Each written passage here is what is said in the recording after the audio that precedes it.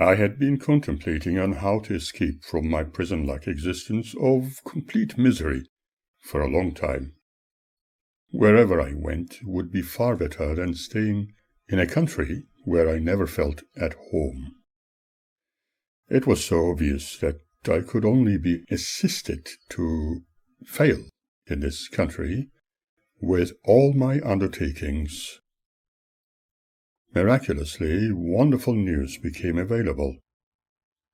A German couple visiting Ankara were accommodated by those witness friends. I was looking forward to meeting them, and Vahan, the gentleman's costume designer, his family, and their friend Shahan, knowing my dilemma, were going to talk to them discreetly about how best I could be helped to move out, hopefully never to return back. This was going to open up new opportunities, and I was excited. However, long before that meeting, I was also introduced to Manfredi and his family. They were also members of the witnesses. Occasionally, I used to frequent their home, making some sound recordings of his children. At one stage, Manfredi suggested that I should not frequent his family too often, and it would be better when he was at home, although I only visited them once in a blue moon.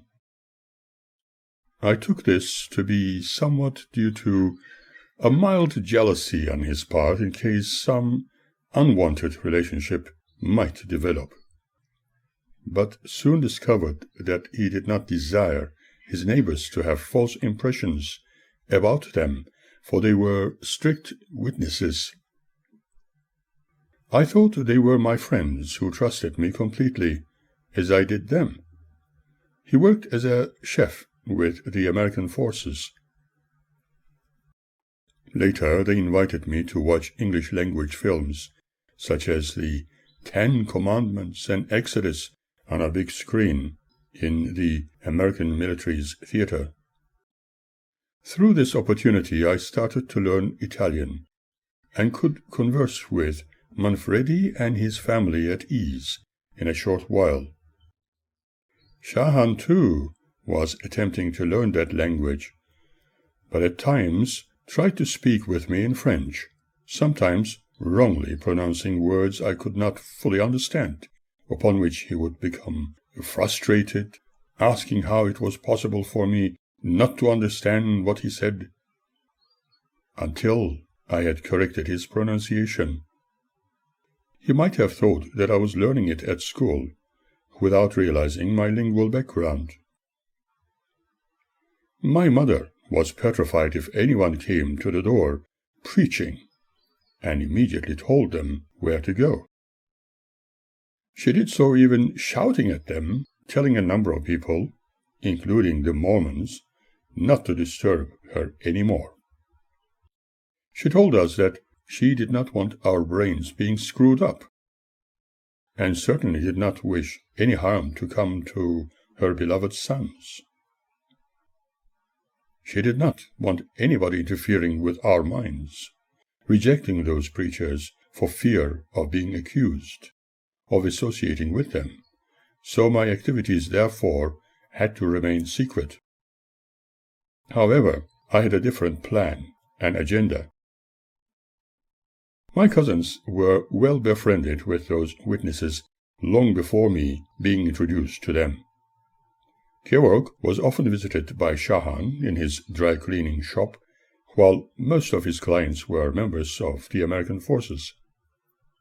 Antoine, on the other hand, was employed as an interpreter for the Americans. We were led to believe that he also spent some time in the States, but I am unsure. I found myself making excuses when I went out with my friends, whether at school or during the holidays. On top of that, I felt the need to create other excuses when I went to see my witness friends.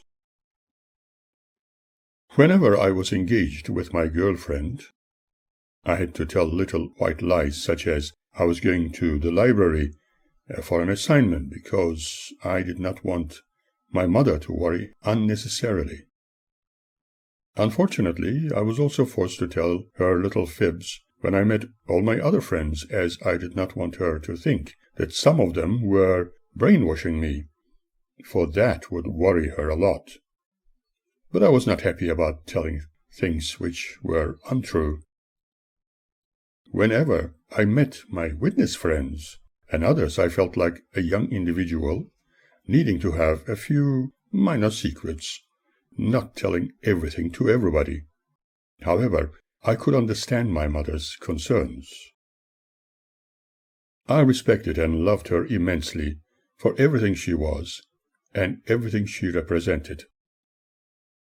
No, Mum, I am not going to upset you by making my girlfriend pregnant. That would present a huge responsibility.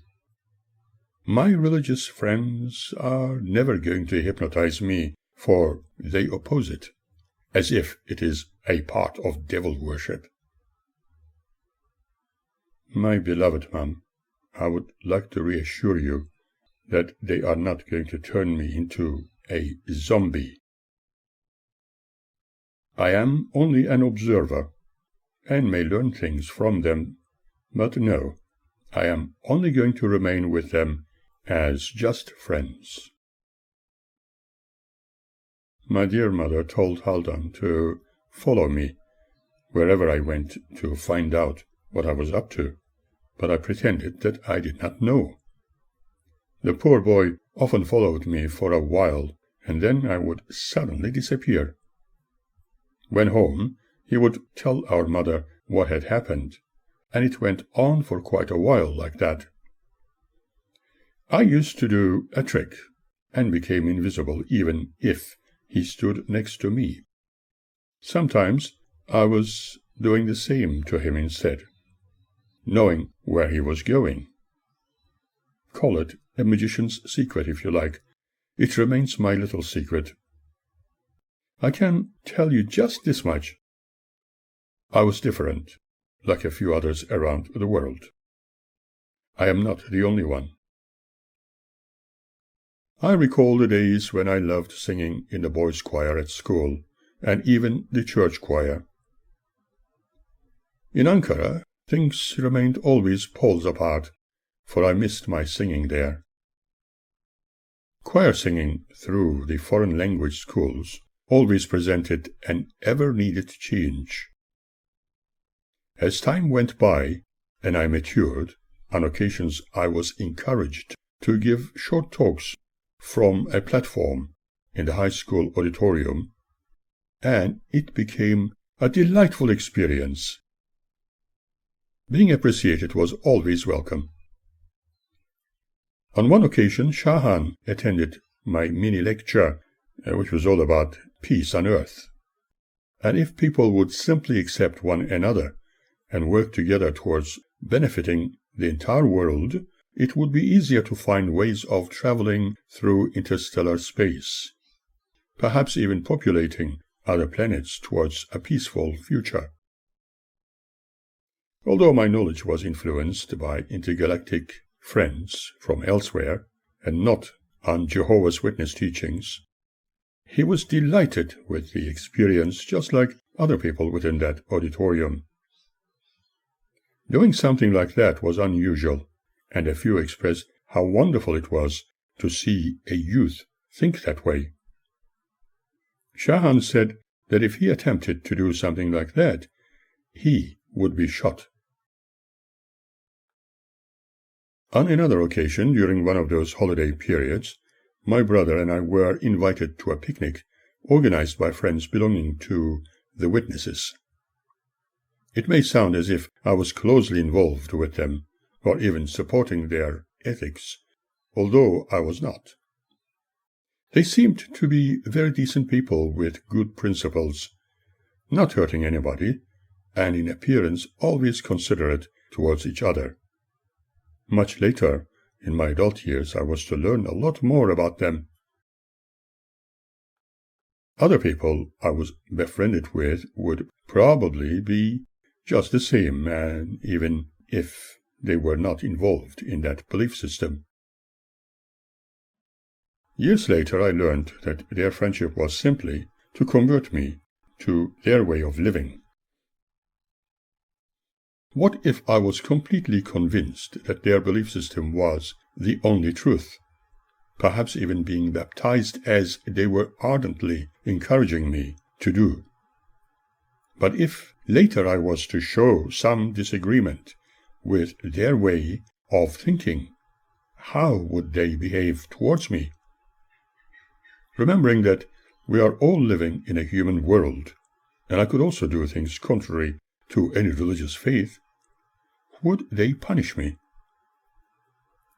I was hearing stories about people suffering emotional pain, and was not prepared to have any more, as I had already experienced it throughout my childhood.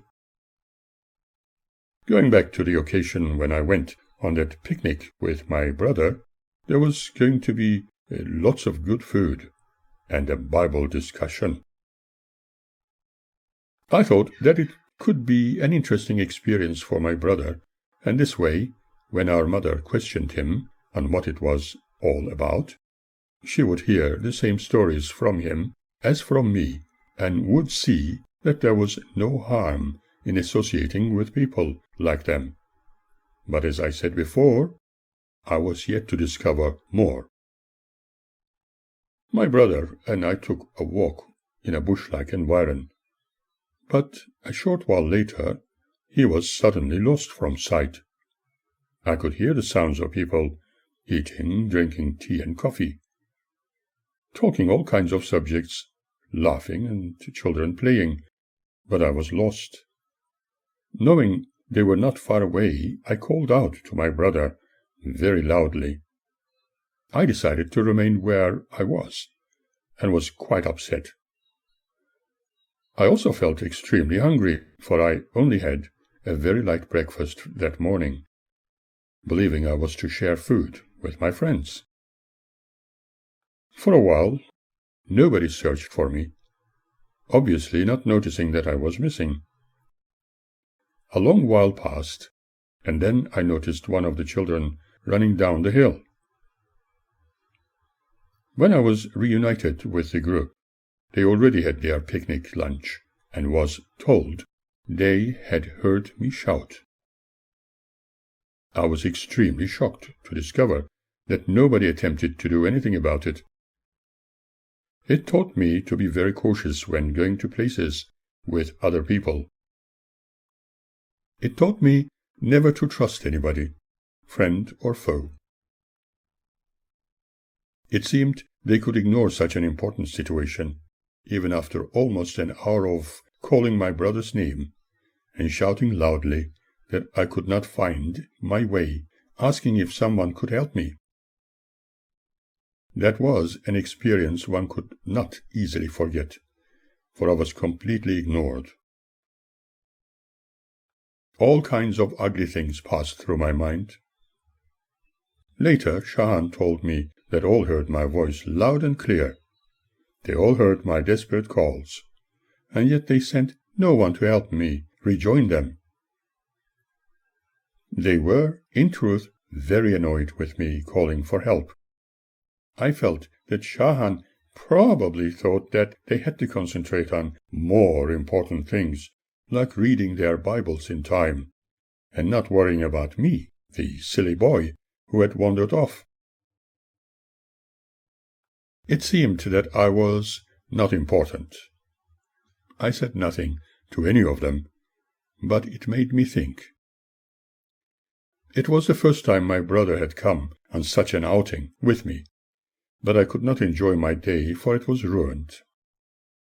This first ever experience of the unwanted kind was the start of important discoveries in regard to Jehovah's Witnesses over the years. During the early days of my association with them, I discovered that they were completely against formal education and science under the umbrella of imagined materialism. Apparently, formal education led to worldliness, devil worship, and the root of all evil, namely, the love of money. They were led to believe that the faithful were to live in the New World Order, and everybody adhering to their theocratic disciplines would then have a chance to educate themselves. But for now, they were discouraged from undertaking any study or being involved in any business venture which they considered as a recipe leading to materialism during the end times of the wicked world. In Shahan's case, he did not want to be materialistic and gave up on a musical career or fame. He preferred to dedicate his entire life to serving Jehovah. As mentioned, he was jailed a number of times and fined heavily. Simply put, he could only survive on borrowed money, which was just enough to pay his fines. And, as he explained, any meager assistance received from their headquarters or his faithful brothers was to pay his debts. But we did not discuss anything in detail. When I was told about the German couple visiting Ankara and that they had been told about my dilemma, I was very excited. They knew how much I wanted to get away from my supposed parental home in the nicest way possible, and at the same time run away from Ankara because of my multifaceted fears. Discovering that they could help me settle in Germany, have a job, a chance to study, and accommodation, it sounded fantastic. However, I had already won a place for academic studies based on medicine in Paris, and interestingly, in Ankara. I could also further my education at the Faculty of Historic and Geographic Studies at another university, if I chose. One might be able to graduate successfully in Ankara, but would I be given an opportunity to excel later? I had all the important documents needed, but did not have the necessary finances at the time. I was told that this German couple had considered it and were willing to help. There was finally a chink of light at the end of the tunnel. What others believed or practiced was not a concern to me, but what they could help me with was of prime importance. I could also further my education in different areas if I so wished, for I was always interested in learning new sciences and languages. I remembered when Martin, who worked with my father, said once that one language was like being one man, and two languages would be like being two people. I remember my father often repeating this adage, which I did not fully comprehend at the time, for I was very young. But now I was very keenly interested in speaking with all of humanity, if I could communicate in their tongue. When the Straubachs arrived and were accommodated by their witness brothers and sisters, I was intending to have a long discussion with them. Shahan and Wahan wanted to be present, and this made me feel a little cautious. Were they in need to control that also, as responsible overseers of their congregations, perhaps? Siegfried spoke a little Turkish, some English, and reasonable French, and that made things a lot easier for me to communicate with them. When we met, my impression was that although they belonged to the witness faith, they did not take it too seriously.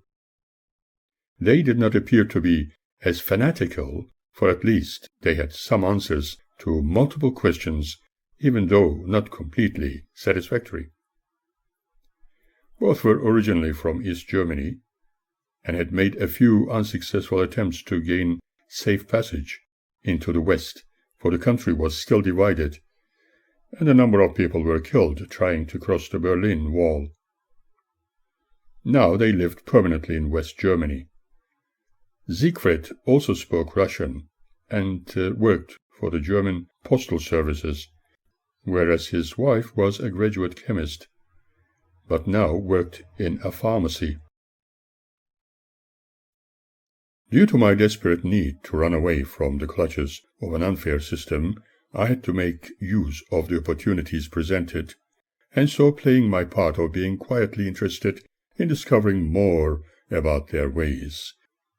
Shahan introduced me as their young brother from a very fragile background, needing to escape from unnecessary conscription issues and an unhappy family situation. In regard to conscription issues, I was aware that the witnesses never accepted being part of military service anywhere around the world, and that made things easier for me. He tried to explain that if I stayed within that country, all opportunities for me would be denied. This had been the norm for decades. Being an Armenian dog did not help. Ruth, on the other hand, declared that even if I did not choose to study, I could still educate myself while also serving the Lord. I explained some issues in regard to my own person. Then I heard Ruth telling the group about her inability to have a child due to medical reasons. Therefore, perhaps they could adopt a son. I was very cautious about that issue of adoption, for I did not know what was ultimately envisaged. Besides, did I want it? Nobody asked my opinion, and I certainly did not want to deny my own mother. However, if they could help me as good friends, I was not against that. Having been introduced as one of their brothers, I felt entrapped involuntarily, for they all believed that I was truly dedicated to their cause. I admired their courage and willingness to help me, as if I was not a total stranger to them. For me, it felt almost like going back home, but could not explain why. I could only surmise that if there was another life before this, it could have been spent with the Strohbachs, under a different identity. Strangely, however, there was an uncanny familiarity one could not explain, but how such a friendship would develop was anyone's guess. All the knowledge provided by the witnesses was very biased, and pretending to agree with them was the hardest game to play, for I never believed in living a life of pretense. Here was an opportunity to seriously consider, without taking advantage of others, and I could never accept any unethical belief systems. I studied them discreetly. The Strohbachs did not appear to be overly fanatical about their beliefs, which suited me. In truth, I preferred to remain neutral about any belief systems, not judging anybody. Like everybody else, I had my own ideals. Believing in absolute freedom in all things, I did not support or favor any religious faith. I also associated with other wonderful friends who were atheists. They too were lovely people, not seeking to harm anyone. I always wondered why it was that many man-made conflicts were caused by religious people turning against each other through priestly interference throughout the centuries. Atheists, on the other hand, did not engage in this.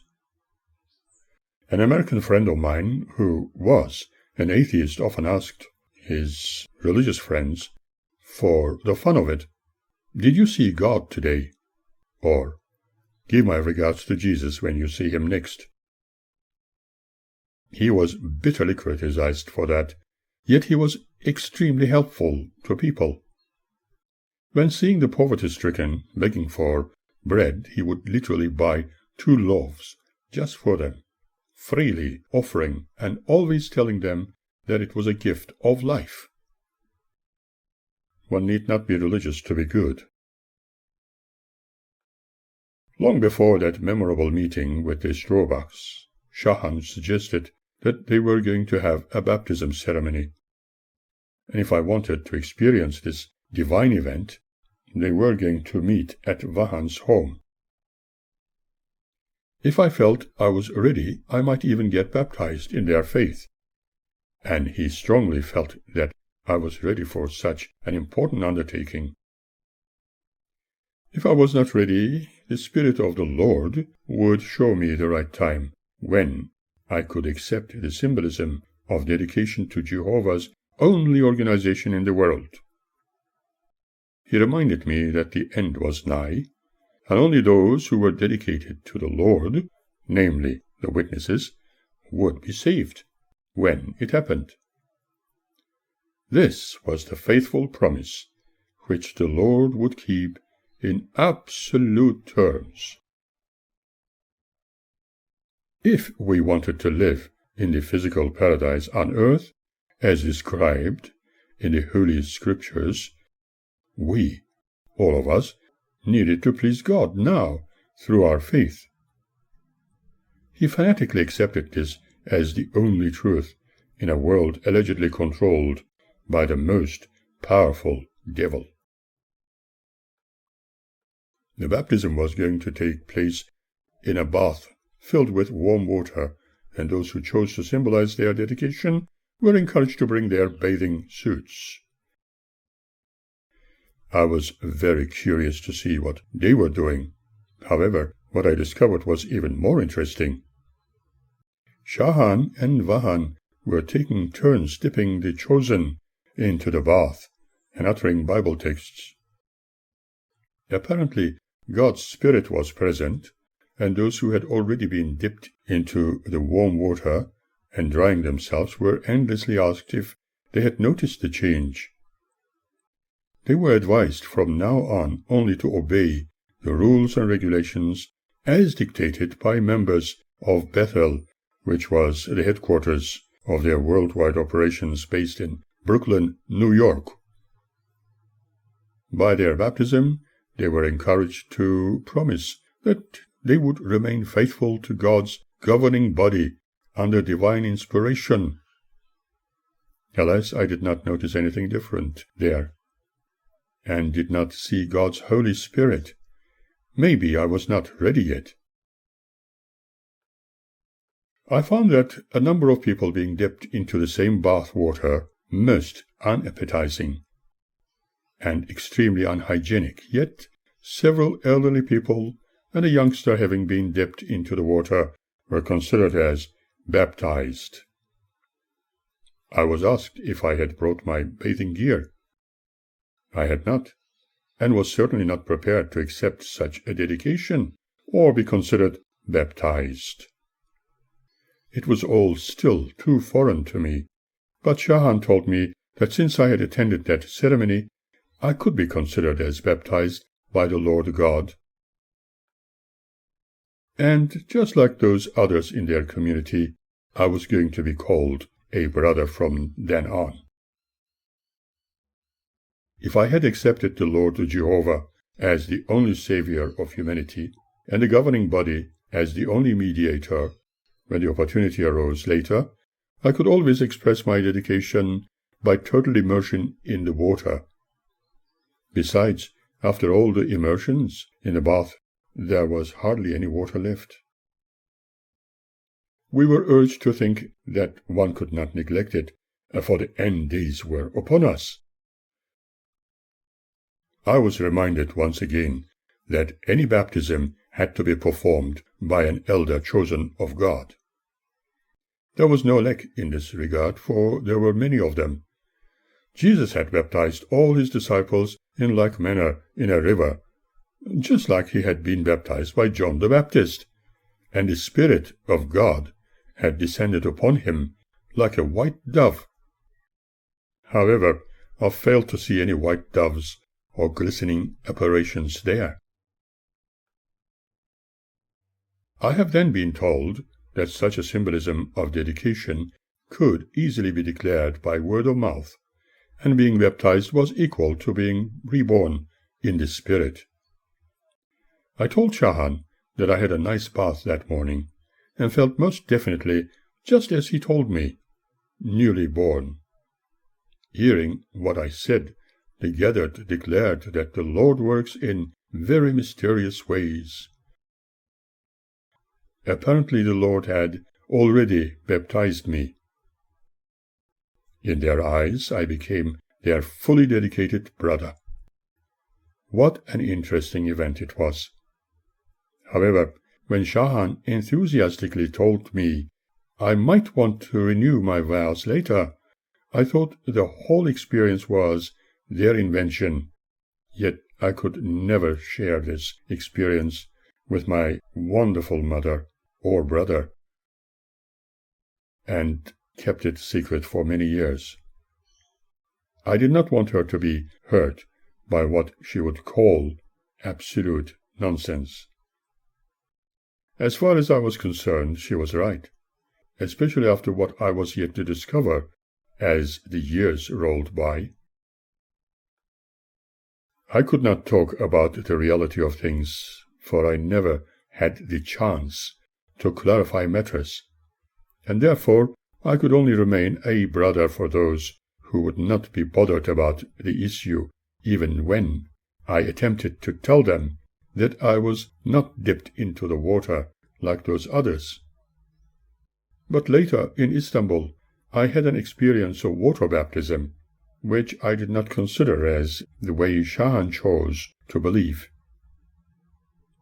I will tell you more in a while. Later I was told by a number of witnesses that I could never be unbaptized member with my knowledge and insight. In reality, sharing some of their activities, such as attending meetings in their kingdom halls, was of no concern, for they could not convince me to believe in things which had no true meaning or any provable or logical grounds. One day, I thought, this issue will be clarified, but for a short while playing the game of necessity proved itself very beneficial. Here was an opportunity to escape more important matters needing desperate measures, and this seemed to be the best way so far. From then on, Shahan, like those others, continually introduced me to people, and even amongst themselves as their brother. They did so when Siegfried and Ruth visited Ankara. Speaking of Shahan, he was a little too extreme with some of his attitudes towards others. It was very unusual, for one would expect a servant of the Lord, as he proudly declared himself, to be more meek and tolerant to others, but I did not know much about his background, for he was extremely secretive, and out of respect I did not question him.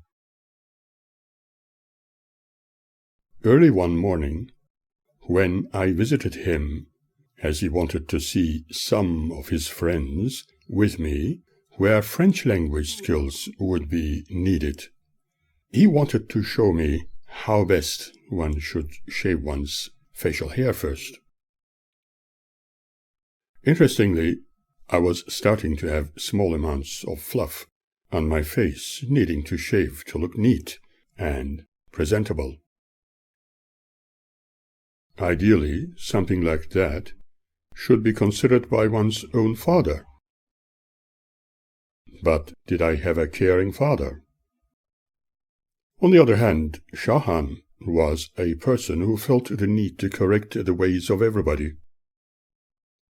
He might have felt that perhaps the historic Jesus was doing the same.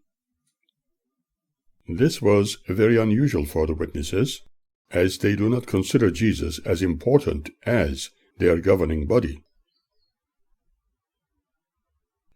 One other time we were at the beach holidaying in Istanbul, when his brother asked me to lie on his arm if I found it hard to put my head on the sand when I wanted to suntan, but I preferred to swim instead. I discovered that when they went to the beach, they wanted to suntan most of the time. There were other relatives and young witness brothers who would lay on each other's arms when they did not have a towel with them. At the time, I took it to be a local custom, but preferred not to participate. For one, it would be like having an undesirable contact, and I did not desire any such closeness with anybody. However, when in the sea, Shahan would jokingly say that after being dipped into the water, I could consider myself as having been formally baptized. Later I learned that every candidate was specifically asked 2 questions, and the answers would be binding on them as if signing a contract. He was asking me those very questions for me to answer. Noticing it, his brother told me I was now a proper brother in faith. Oh well, whatever you say, my friend. Some of the memories of my school days are remembered fondly. I often attempted to play the grand piano upstairs by the railings, but some of the music teachers were not too keen to see a student at the piano, always telling us not to touch it. However, as adamant as I was, one day I decided to play Chopin's Impromptu, for it was one of my favorites, and my piano teacher had been complaining about me always doing it my own way.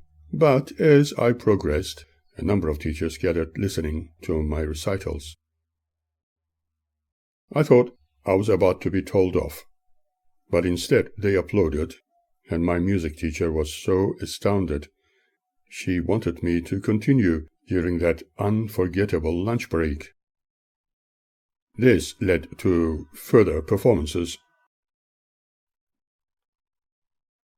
Another time, due to having a mild flu, I could not go to school, and the teacher asked the class to learn a poem to recite in class the next day, which I did not know about.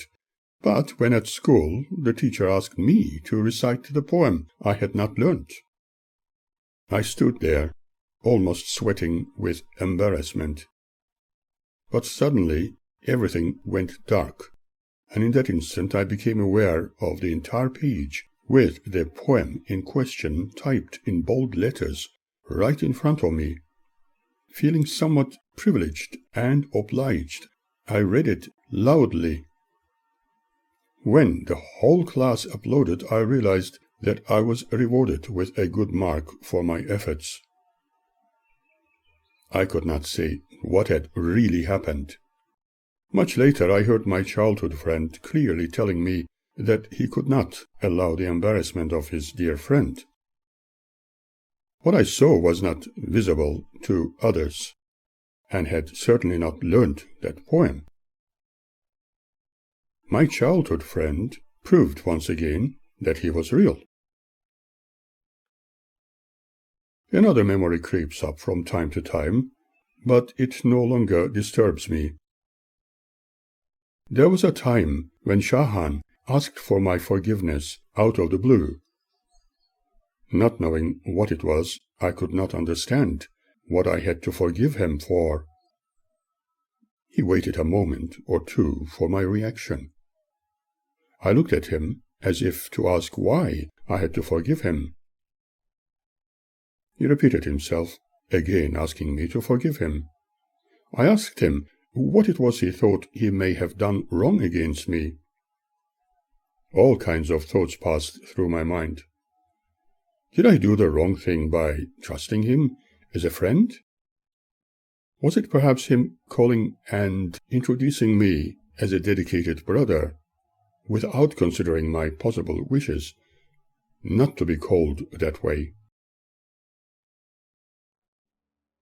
Was it perchance him being unfairly critical of me? Uneasily waiting for an answer, I kept silent for a brief moment. Then, with a voice which sounded as if he was crying, he said, "As a servant and a minister of God, we are commanded to be pure in our thoughts, but I am afraid I failed at that. Within my thoughts I have sinned against you and the other young boy. I am so embarrassed to talk about it. At this age, as I am now, I am still masturbating, and I know it is a major sin, because the Lord commands his servants not to have any lustful thought or feelings." It certainly was something new for me, and so I said to him that I believed everybody would do that. For me it was part of one's discovery of one's own body, and did not know that it was a sin. "No," he said, "it is truly more serious than that. You see, I find young boys about your age more attractive than the opposite sex, and so, just like the other boy, I tend to think of you a lot, and how it would be to have sex together while I masturbate." I was so shocked to hear something like that, and could say nothing. He continued, "This is why I am asking your forgiveness. I have questioned some higher-ranking elders, and they pointed to Bible texts where we are commanded to talk about these matters when appropriate, and when we have a problem with our brothers and sisters, to solve it. I will have to talk to the other young brother also. Please forgive me." Here was a miserable man, whom I trusted like an elder brother, crying like a child, begging for my forgiveness. I looked at him knowingly, and kept silent for a short while. Then, like an old wise man, I said, "I am sure there are many people who may be thinking lustfully about other young ones, but we can never know what they are thinking unless they open up and speak about it. You must know that I am only interested in the opposite gender, and hope it is not a shock for you. To me you are like an elder brother, and I respect you for that, but since you are so sincere and sorry about your thoughts, I will forgive you, and please sin no more." He answered me, saying, "You spoke like Jesus would have done," and kept crying for a while. I believe the other boy he referred to was Vahan's younger brother. This story always reminds me of one of my experiences when I was still at primary school. After having had a bath, drying myself in front of the long mirror, observing my body from different angles, my mother opened the door a little to ask if I had finished washing, but interpreted my standing in front of the mirror wrongly. She contacted her sister's beloved sons Antoine and Kevork to talk to me about the wrong I was supposedly committing. In the evening, both brothers came to make fun of me and laugh about my masturbating, but I had no idea what they were talking about. The next day, my mother and aunt took me to a psychologist to talk to me about this urgent issue. I still cannot understand why they were so concerned about this, for they did not follow any religious dictums. The doctor advised me to keep my hands outside the bed cover when sleeping, and not to touch my body below the belt for health reasons. Caressing my hair, he told me that I could do so only when I was in his office next time. I had the feeling he thought he had mildly hypnotized me, as I was to discover much later. I was shocked and did not know what to do. However, this turned me into a harmless rebel, as I was introduced to my own natural sexuality. Now I was even more interested in all the girls I met, instead of supposedly playing with myself, as they claimed. At the time of my mother's discovery, I was not doing what she interpreted. My cousin's behavior was unwelcome and more childish than one could imagine, and the psychologist's advice unbelievable. I wondered if my mother knew what was happening. Going back to the shocking discovery about Shahan, I advised him to read the passage in the Bible where they were told that to be married with a woman would be better than burning in hellfire. He said he was going to marry an African beauty, so slim and so tall in the new system when the time came after Armageddon. In the meantime, there was a lot of preaching to do before the end, and we were obliged to teach the world all about the truth. Shahan preferred to remain a bachelor for the rest of his life. He decided to remain a teacher to others, convinced that the truth was the only way. But was he also to remain a friend, not pursuing a homosexual lifestyle? After I left the country, I cannot say what happened to him. I can only hope that some good things have happened and that he is happy with his life. What I discovered was that homosexuality is a taboo and not supported by the witnesses in the strictest possible way when listening to their sermons. I also know that they have taken this issue a little further, exaggerating it more than normally expected. For example, using moisturizing creams on a male face, or the coloring of a man's hair, even growing one's hair a little longer, could be considered as a sign towards corruption of good character. Furthermore, I was strictly preached to that masturbation was a direct sign of homosexuality and was not approved of Jehovah. Therefore, such possible candidates would be strictly warned and chastised. Ever since that time, my association with him became less, and after leaving, although many years passed, I have not heard anything from him. Then I drifted back in thought to the railway station in Vienna, where some inspections were carried out, and we were encouraged to spend time enjoying snacks and hot drinks.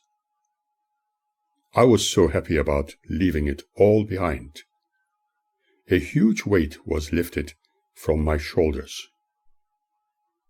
Now I could look for some kind of future, discovering new things about life, educating myself independently, and traveling to places.